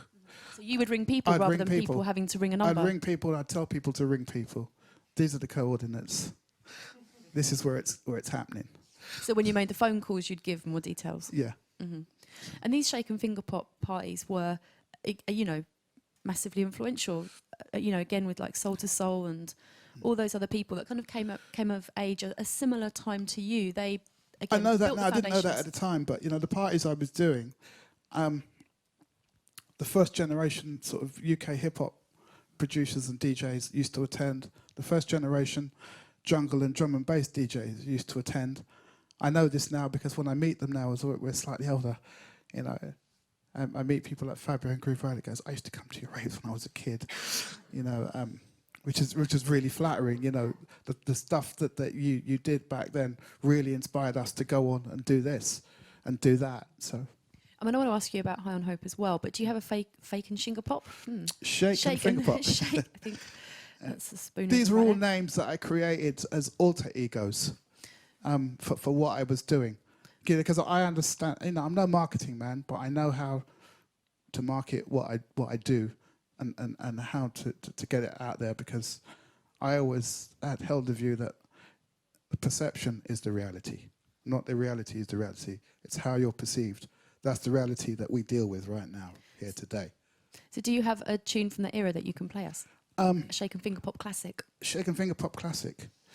And I could get Benji to shout out one. Benj, you're a child of shake and finger pop. Yeah, and I could let that play while I run to the toilet because I'm actually bursting to go. The shake and finger pop tune. I'm frantically running down here. Or if you pass through a High on Hope classic as you're scrolling, we could just jump straight to Dingwalls. Yeah. Well, I think you need to explain to them what High on Hope was. And we will where if it we was. find the tune. Yeah, okay, if we find the tune. But if we don't, we're shake and finger popping. Okay. Oh, boy. I'm useless at this. I'm still trying to get a hang of it. Well, you keep looking at that and tell Right. us at the same time about the connection between shake and finger pop and Young Disciples. Well, in 1989, I hadn't worked for I never held down a day job for about 7 or 8 years. And then I actually got the call while I was in New York around my aunt's house. I got a call from my mate, Gilles Peterson. I'm sure you all know who Gilles is. Esteemed jazz DJ. Gilles somehow got my aunt's number, rang me when I was in America that summer, and said that Polygram Records were interested in hiring him as a senior A&R man to head up a new label. And he suggested they get me to come in there and run a sister label at the same time. And I was very skeptical. I'm like, oh, I don't know about this. I'm enjoying my freedom. I don't really know if I want to do a 9-to-5 job working for a record company. But I got loads of calls from Giles and the record company people until they made me an offer I couldn't resist. So when I got back, I went on to form Talkin Loud Records with Giles, and I had my own sort of sister label, which was called High on Hope. So Giles was to sign and put out, you know, the acts and the music, you know, he wanted to make, which was slightly left of centre. And I guess mine was a little bit more accessible. I won't say mainstream, because really never, it was much more accessible black music. And I quickly realised in the first week that there was going to be no future doing that together, because I realised the way the record companies worked, Giles and I would have been at each other's throats a year down the line, fighting over the same resources. So we both realised that. So we thought it'd be better if we joined resources, formed one label, and made that label kick out, and that was Talkin Loud. So that's what we did. Boy, trying to find a tune for you here. Well, here's a classic shaken finger pop tune, actually. I'm going to go to the toilet while you listen to this. That was already an old tune when I heard it. But yeah, it seems like that's been a thread as well, like playing, when we've said this before, old music and sort of fresh stuff. I think it would be nice to talk a little bit about Talkin Loud and about some of the stuff that you signed or some of the stuff that you feel responsible for in a good way. And then we should hand it over to you guys and you can ask what you want. Which of the artists that you brought into Talkin Loud do you feel particularly proud of having brought in? Well, Giles and I were fortunate enough to sign and nurture a number of UK acts. It's difficult for me to sort of recall them all now, but thanks to the power of the net, if you just go on there and Google Talkin Loud Records, Google the roster, you'll find them. But essentially, what Giles and I did, we talked at length on how we were going to run this record label. You know, you have to understand we were both fledgling, both brand new, never done it before, and we were given a golden opportunity and a fat budget to go out there and start a record label. You know, that was backed by a major company like Polygram. So what we agreed to do was essentially sign our mates. It was the easiest thing. It just seemed the natural thing to do. Sign our mates, apportion them a budget, and let them go away and make tunes that we thought we would be able to put out there and sell. So that was the premise for setting up Talkin Loud. And at that time, again, you know, the perception, you know, Talkin Loud Records was uber hip. I mean, it was so hip, it hurts. You know, amongst our sort of peer group of kids who used to come out and hear me and Giles DJ at the time, Giles was running a very successful night in Camden, Sunday night or Sunday afternoon jazz sessions. And I was running at the same venue on a Thursday night, the most forward house music club at the time, you know, in the UK, largely through the connections that I had with artists coming out of New York and New Jersey. I used to get first dibs on all the dub plates as they came out. So we pulled this knowledge and we tried to sort of put it into, you know, Talkin Loud. So, like I said, we signed our friends. We put out a sampler album, which contained first tracks from people like Galliano, the Young Disciples. I can't remember, there were one or two others that did instrumental bass tracks. But basically, this was a sampler which said to to Clubland and the music world at large, you know, this is Talkin Loud. This is our intent. This is what we're about. You know, we had cool packaging as well. Cool young marketing guy who understood, you know, exactly where we wanted to sort of place our artists and our label out there. And and again, the perception of Talking Loud was so cool that all the young music makers around the country wanted to sign with us. And a couple of people that subsequently came out of that amalgamation of what was the rare groove thing, sort of morphed with the whole UK acid jazz scene, was that we gave birth to people like Jamiroquai. You know, I'm sure you guys all know, 50 million albums later.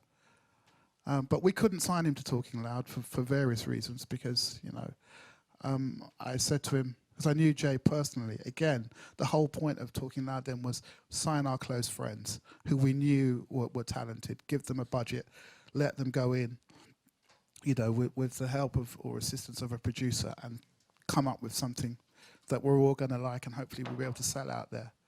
So, you know, we had a few artists that actually became very successful in our first year, and that was a blessing and a curse at the same time. You know, in our first year of operation, we had 3 national top 10 records, top 20 records in the national charts, which put the focus squarely on our shoulders. I don't know if you guys are familiar with a singer called Omar, who's sung a song that there's nothing like this. Well, I signed that record and made that tune with him, and we put it out on Talking Loud, and it became a top 10 record. We also signed a UK band called Incognito, who still gig around the country. We signed them and made a cover of a record called Always There, which became a massive chart hit. I can't remember, I think that hit as well. And another group that we signed, who was essentially a studio group, with 2 DJs and a female vocalist that we put together, called the Young Disciples. They did a tune called Apparently Nothing. Don't know if you guys are familiar with that. Google it or YouTube it. Seminal Records. And then we had 3 hit records out of the bag, which put a lot of pressure on us, because suddenly we had the record company going, we want more music like this. We want more chart hits like this.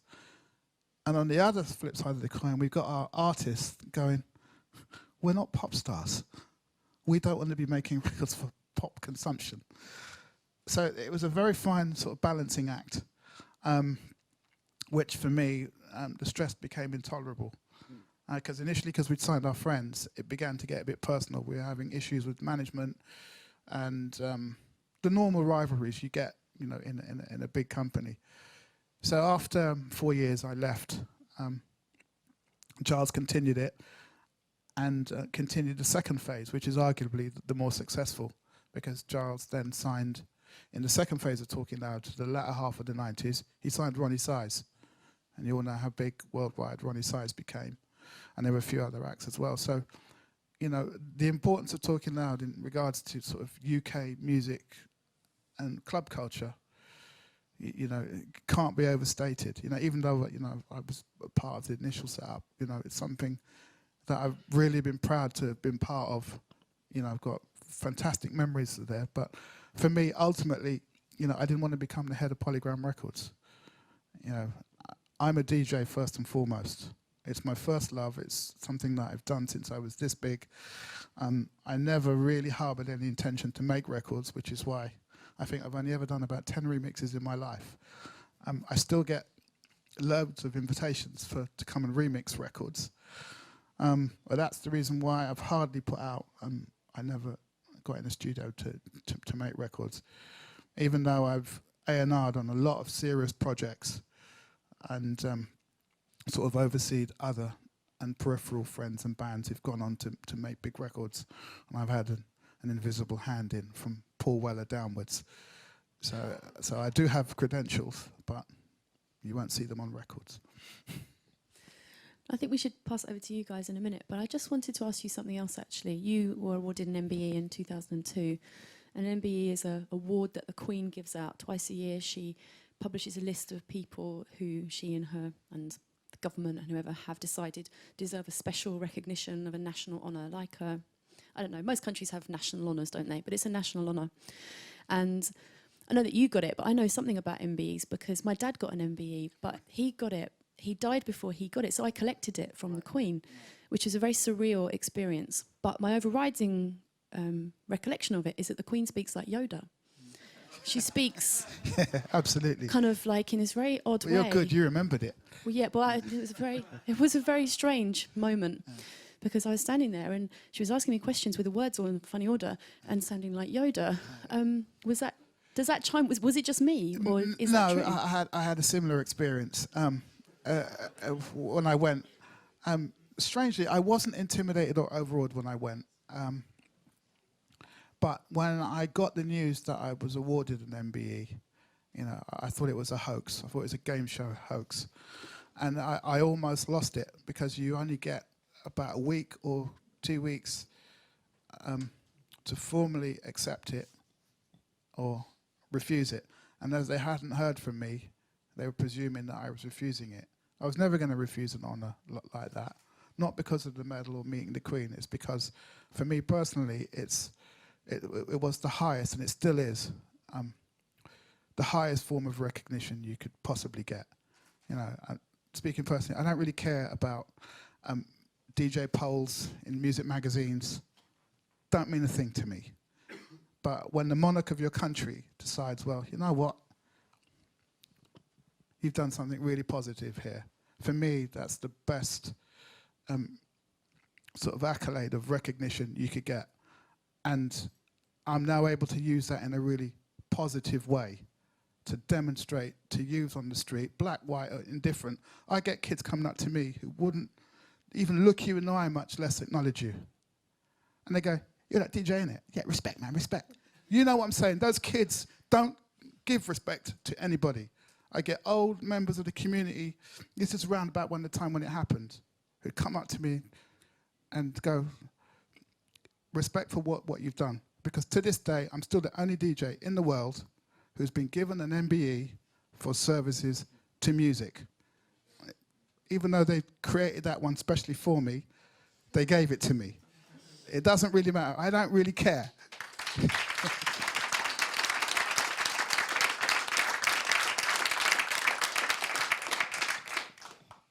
But it's for you and all the things you stand for, isn't it? Yeah, sure. Because like I said, I use it in a positive way. As a shining example to hopefully you guys in here, to anyone. They go, that doesn't matter where you come from. If you put in the time and the effort and the hard work, ultimately you will be recognized for it. The payoff is being recognized for it. Because I know all you guys love music, but if you didn't want to be recognized for it or acknowledged for it, you wouldn't be here.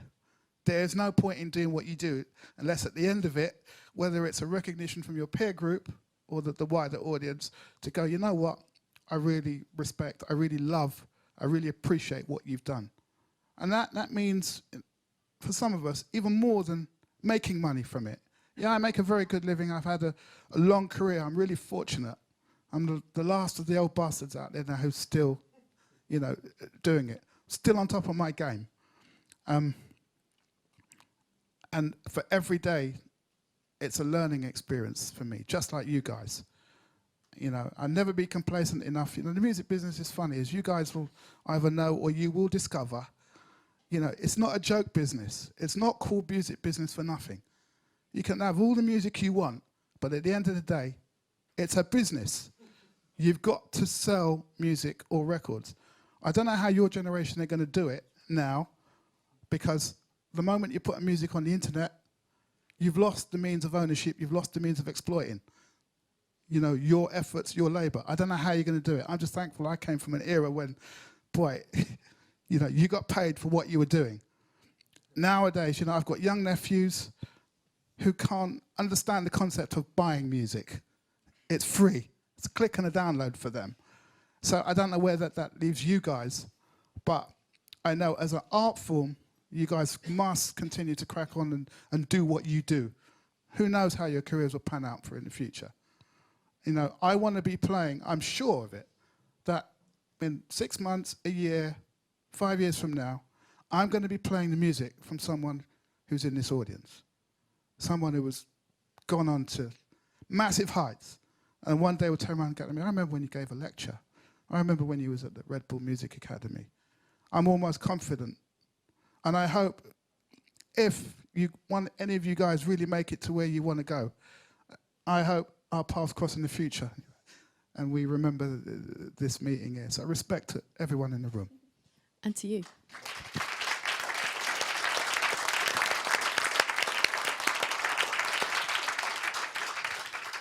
So I think we should pass the microphone out to you guys. Open mic session. Come in. I reckon we've got time for 2 or 3 questions if you want to ask them, and more if you want. But you can always come and ask Norman later if he's going to be around. Do we have the microphone? Oh, thank you. This is no time to be shy or coy, guys. If you want to ask a question, fire away. Yeah, don't worry. There's a lot of pirate radio representatives in this room. Lots of, beg your pardon? Pirate radio. Yeah, sure, yeah. There's yeah. a lot of people from Riz FM, Sub FM. And it's funny because, like you were saying, in UK is pretty much the only place in the world that still has the pirate radio culture. And I guess it's no coincidence that the club culture is probably still the strongest. Yes, absolutely. So I'm from Portugal. We no longer have pirate radios. So would you advise me to go back to Lisbon and start broadcasting illegally, or? Well, it depends what it really depends on what the consequences of your actions are in your country. I'll get arrested. Yeah. You get arrested straight away, I know. But I think that the next step down to that is on the internet. Do internet radio, because there's no restrictions on that. The only thing is, like I said, you've no real way of quantifying who or how many people are like listening. You said, internet, you can't listen to an internet radio on the car unless you ring some computer or phone. Yeah. But you should be reassured in the knowledge that somebody out there is listening, somebody out there is appreciating, and you're impacting on someone's life in a positive way, basically giving them music that they hitherto could never access, could never hear. So if you're happy, like I was in that respect, then doesn't matter whether you've got 1 or 1 million listeners, it's still worth doing what you do. Don't give it up. Okay, thank you. I guess a large part of your career and influences has revolved around various radio shows on different stations. And we've touched briefly on internet radio, and I guess no one really knows where that's going. It strikes me that in the UK, the importance of radio as a means of expression, and there's a lot of people in this room, yourself included, who put out new music constantly. It seems a lot more important here than in other parts of the world, in that you touched also on US radio maybe being a bit more, paid for it, the payroll thing you talked about. How do you see that in the next 10 years as music is much more accessible, and people, I guess, aside from the niche people in this room that maybe, listen to Benji's show or anyone else's show to find new music, how do you see that process evolving? And do you think that radio as it stands today on FM AM band will continue to be a relevant means of communicating new music in 10 or 20 years' time? I mean, that's a great question. It could take me hours to sit down and give you a well thought out answer or response to that. It's a difficult one with the radio. In regards to music, I don't necessarily, it's a personal view, I don't necessarily see radio playing as important a role in music in the future as it did before. Purely because, there are more of us now who are listening and actually have ownership in various formats of more music than we've ever owned in our lives. I might have a warehouse full of music at home. I've got 1,000 songs on an iPod this big.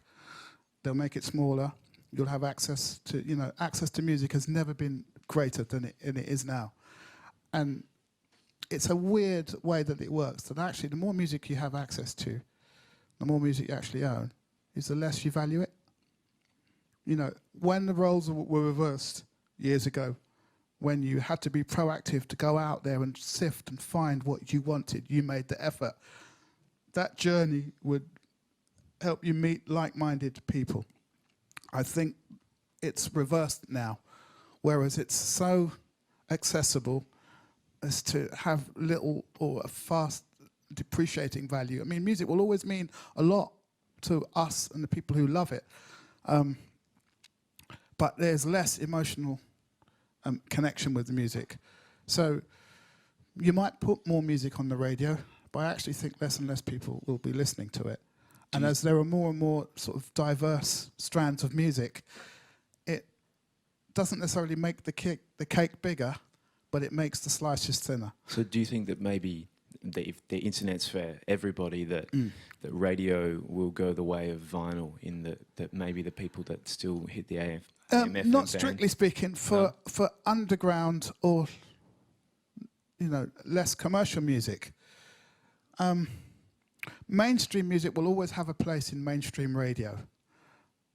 The way that the music's evolved, every year the music mutates, subdivides into something else, which just by its very nature means it's going to have even less appeal. If there's only 100 people out there listening to it, if you subdivide it, there's 50 people listening to it. If you subdivide it again, 25 people listening to it. Each person or each little group goes off, listening to whatever it is that they're into. And actually, the whole becomes affected by that. Instead of 100 people listening to, 100% of the music all of the time, you've got little groups that may be good for those people who are just starting out or the people who are at the forefront of creating something new. But, the logical thing of that is that you want your music to reach as many people as possible. And it's never going to do that in a time when more and more people are hearing more and more music, which is becoming less and less meaningful to them. And you couple that with the fact that this generation doesn't really spend as much time as it should do doing things. It doesn't. The concentration level, and I just watch my kids, watch my nephews.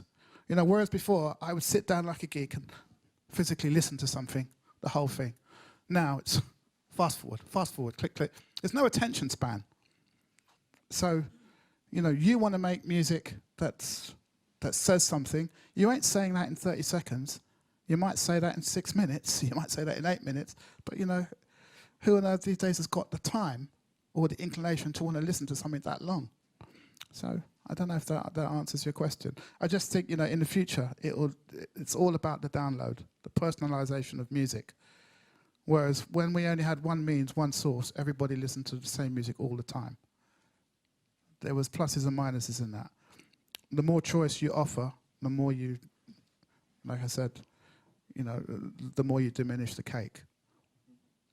Unless you get more people to come and stream. And I guess the internet has opened that, because instead of just playing music and making music for Londoners, if you go on the internet, potentially the whole world can hear that.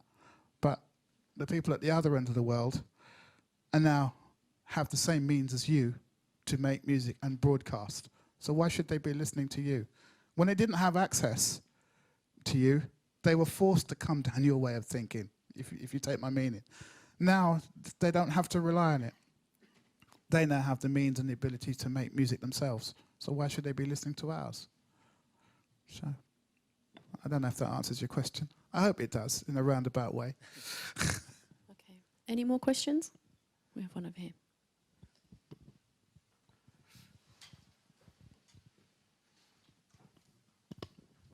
Hello. As you were saying right now that why should people be listening to your music? Because they already have the means. I don't mean that in a disrespectful way. Oh no, yeah. I understand that you're saying it's in the sense that people already have the power to just listen to what they like, because they don't have to be submerged into like a radio station, and listen to other people's tastes.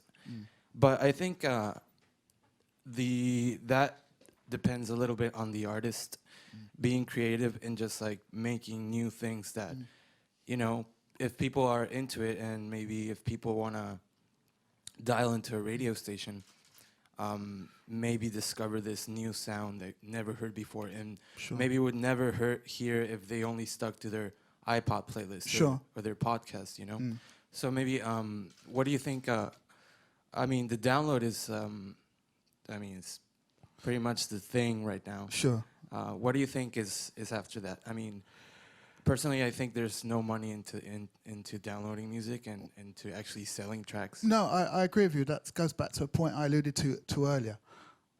You aspire to make music. The moment your music is on the internet, you've effectively lost it. And you've lost the means of control, and you've lost the means of exploiting your repertoire. Maybe different for big bands, for bigger artists, but for young, up and coming, which takes me back to another point that you've just made. You know, it's all right being a creative artist, but in the 21st century, there needs to be a lot more to you than that. It's not simply about making music and you're the most boring person in the world, or you're the most monosyllabic person in the world. In order, you know, you look at people who are successful, they are on top of their game in all aspects of the music, the entertainment, the perception, the marketing. It's not simply just about being creative in its purest form. Yeah, it's just I've been thinking that it's like a little bit antiquated, just like a little bit old-fashioned, just to make music. I think Sure. artists have to transcend into other areas. Absolutely, it's a necessary. Yeah. Yeah. Just like I was reading about this new thing called non-koshlier music, which means is non-music music. Yeah. Which is I mean it's sound, but it's not all about the music. You know, it has like different like sociological aspects, maybe philosophical aspects, and it just like expands the view of the sound instead of just like listening for the aesthetic pleasure of it. Sure. You know? But the people who buy millions of records, you know, they're simply in it for the aesthetic pleasure. They're not interested in anything further than that. For them, music is not a science. It's merely a soundtrack to their lives, so they get on with everything.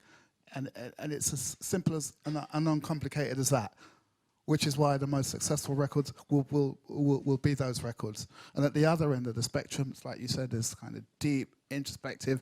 You read into music what you want. For some, music is a science. For others, music is an emotional experience. Yeah, personally, I think the most successful artists have to find a happy medium between Sure. both. It's life balance, isn't it? Thanks. Okay, do we have some more people who want to ask questions? Yeah, my Okay. man at the back. And we have one more, so we've got two more in total, and then we are eating. What about the man in the Spurs shirt? Man off my own heart.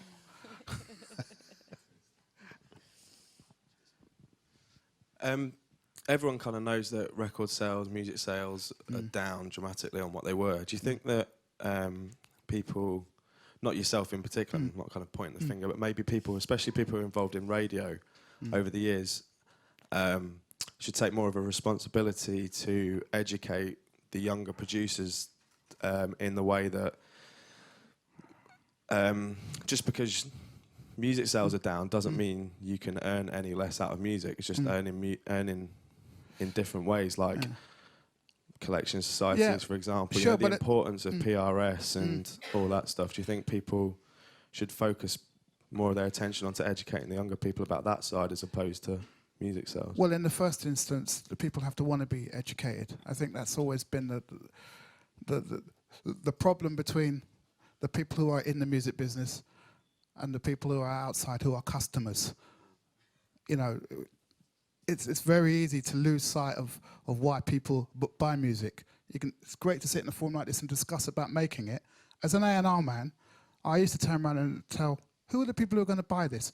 Why should they buy your music? Why should they be interested in you? You explain to me why some kid in the arse end of England who's just got his dole money, why should he take his money and go and buy your record? And you know what? 99% of those people couldn't give me a satisfactory answer. What was a good answer? Well, a good answer would have been, you know what? They didn't necessarily give me an answer. I used to explain to them why. You can go away and give somebody a budget, 100 grand, $1 million, go away and make the most fantastic record in the world. You could make 9 months making it. And I used to say to the kids, you can spend all that time making that record, all that time packaging it. Joe Bloggs comes into his record shop on a Saturday afternoon. What's new, mate? Oh, such and such album by this band. Pulls it out, puts, in the old days when it was record, you put it on there. You put the needle on the record, 3 seconds in, next track. No, I don't like that, next. Then that negated all that money, all that creative effort, all that everything, that the 9 months or the year you've put into making that. In those 3 seconds, all that creative work is dismissed. And at the same time, we got a record by DJ Donut. Crap record. It's cost him $2 to make. Put it on. Bosh, this tune is flying out. You can't work that out. So of course it's going to piss off the really creative person who spent time learning his craft, putting his effort, putting all his creativity in it. Yet DJ Donut has just pressed a couple of buttons. Suddenly his record it's on every playlist. It's selling. It's running out the door. If I knew how to do that, I'd be putting out those records all the time. Believe me. Because it's those crap records which pay for the failures of the creative people. So you can't really, everything has its place in the scheme of things. I used to explain to artists, I can't give you the budget unless Elton John sells 500,000 records, because Elton John used to be on the same label. I'm only able to use the money from that he brings in order for me to facilitate you making your album. So it's a difficult call, that one. And when I used to put it in that perspective and explain to people, wasn't always right, but you can see that. You go in a CD shop, if you're downloading music from one of these sites, what window do they give you? 20, 30 seconds to make your mind up whether you like that or not. How can you make a quality decision in that time? And I think we have one more question. Do we? Yes. One more question, and then... Come we'll in, just say Benji. thank you. Hello, Norman. Yes. I know you're running out of time, Emma, but I just felt like you couldn't finish the lecture without talking a little bit about Notting Hill Carnival, because for so many of us in London, we associate you with that, and you've been lucky enough to have one of the longest running static sound systems, and obviously there are a lot of people here that have never been to Carnival, so I thought maybe we should talk about how important that is to what you do. Well, for me, this will be my 30th year on the streets as a sound system at Notting Hill Carnival. For those of you who don't know, it happens on the last weekend of August Bank Holiday in Notting Hill in West London. And it's basically, a Caribbean multicultural festival of static sound systems, of which I'm one. Soca, Calypso, basically the Caribbean experience in London. And when I first came there in August 1980, we were young, fearless, naive, and in those days, bringing a sound system into Carnival basically meant you were taking, your life in your own hands. It was a very risky place to go, if any of you are familiar with Carnival's history. But for me and my brother, it was a real baptism of fire. I was the first person to go in there and break the tradition, the music tradition, which was essentially sort of reggae, soca, calypso. And Norman J just gets back from a trip from New York, and I'm playing electro, hip-hop, and disco and jazz, completely against the grain. And for the first couple of years, I faced fearsome and sometimes violent reaction. In the face of all that, I carried on, because I had a fundamental belief in doing, in what I was doing was right. And I basically broke the mold of all the reggae sound systems. I was the first to come in there and play soul, disco, and latterly house in the mid-'80s. And we managed to nurture and grow a massive street following. So this August, it will be our 30th anniversary there. We're still the biggest attraction at Notting Hill Carnival by a long way. Anyone who's been will be able to verify that. And we're going to celebrate 30 years on the streets, playing all the genres of music we've always played. At Carnival, for me, the traditional rules of DJing and playing sets doesn't apply. We play, or I play, what I like, what I feel my crowds will like. It's quite an indulgent weekend for me.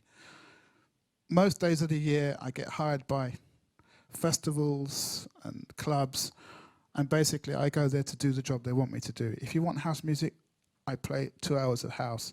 If you want me to play hip-hop, I'll play 2 hours of hip-hop. I'll play whatever music I like that you want me to play. But at Carnival, all that goes out the window. Primarily because it's a free event. And we're surrounded by about 5,000 people. It could easily be 3-4 times that if we had the space. But we're surrounded by about 5,000 people on both days. And it's the only place in the world to such a huge audience of not just clubbers, of people who've got no interest in music, your everyday sort of Joe Blogs, or your everyday person who just comes down and experiences music with like-minded people, breaking down all barriers. I always said the crowd around Good Times is the best Coca-Cola advert you could ever. If they filmed it, it's the perfect, because you'll see white faces, you'll see turbans, you'll see yellow faces, you'll see Muslims, you'll see Jews, you'll see blacks, everybody partying down to music. Very few places can create that kind of unity. And it's a great soundtrack. It's the only place in the world where you come that at 12 o'clock when we start, you'll hear Miles Davis. By 7 o'clock when I finish, there's some hands in the air, big tune going down. Commercially it is, as it might be. Because one thing I've always said, and I freely say this to you, it's one thing to be uber cool and up your asses about, doing what you do. But the most difficult thing, if you're playing to audiences, is knowing when to be obvious. That's the mark of a really good DJ, who's not frightened to play obvious records when the mood of his crowd needs it, dictates it. Instead of just, this is what I'm about, you will listen to this because I think it's cool. Quite a lot of DJs are just playing for their peer group and their mates. But that's fine if everyone who comes to the event comes for free. But when people pay their money, sometimes travel a long way, sometimes have to go through the rigmarole of a wanker on the door telling them they can't come in or they don't look right, getting ripped off at the bar for drinks, having to queue up to put their coat in the cloakroom, then comes on the dance floor and the wanker DJ goes, this is what I'm about, like it or fuck off. Give me my money back. That's a DJ who will be working in a bar in front of 3 people in 3 months' time. You have a duty of care, if you're a DJ, to please the crowd. It's like life. It's about balance. When the crowd know you and trust you, because you've given them what sometimes they don't even know they want, but sometimes they do need it. It's about give and take. Once you've given them what they want, then they're much more likely to accept what you want to give them. But if you come in, I always said, if kids want to be preached to, they go to school. You're not there to teach. You're there to entertain. And through the entertainment, you subliminally teach. That's always been my motto. That's always worked for me. Saturday night, Friday night, it's about the weekend. No pressures. It's about release. Give them what they want. Sometimes they don't even know what they want, but give them what they want. If you want to teach, run a little night on a Monday or Tuesday, and the arse end of the week, in a little place where the diehards or your heads will come. And that way you can learn your trade, learn your craft, so that when success comes your way, you're ready for the big arenas, the big events, because you've learned. But it ain't about coming straight out of your bedroom, being thrust in front of 500 people or 5,000 people and thinking you can cut it. It's never happening. Anyway. And Rant over. On that note of the importance of graft, I think we should say thank you very much, Norman J. Thanks, guys.